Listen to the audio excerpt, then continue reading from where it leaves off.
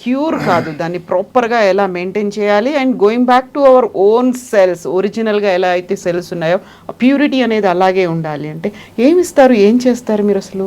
చాలా సింపుల్గా we only repair the cells which are malfunctioning and we don't ensure cells to malfunction first.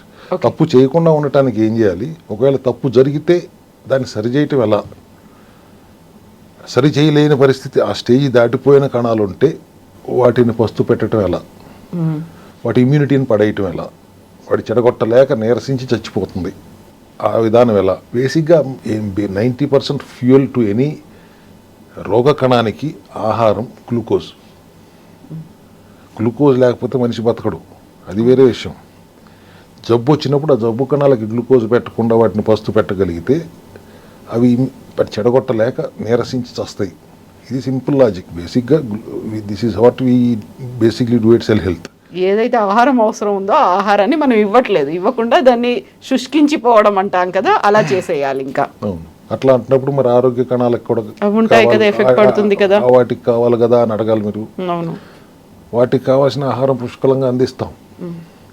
బాడీలో glucose లేకుండా ఉండదు. మీరు జనరల్గా బ్లడ్ టెస్ట్ చేయించుకున్నా కూడా 70 to 110, 120 నార్మల్ రేంజ్ గ్లూకోజ్. అది దాటితేనే 140 దాటితేనే మీరు డయాబెటిక్ అయ్యే ప్రమాదం ఉంది అంటే 70 to 120 ఉంటుంది కదా.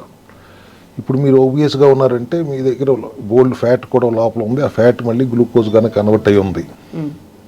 మనం బయట నుంచి గ్లూకోజ్ ఇవ్వనప్పుడు లోపల ఉన్న ఫ్యాట్ని మళ్ళీ శరీరం లివర్ గ్లూకోజ్గా మార్చేసుకుంటుంది గ్లూకోనియోజెనిసిస్ అనే ప్రక్రియ ద్వారా. మళ్ళీ శరీరం వాడుకుంటూనే ఉంటుంది.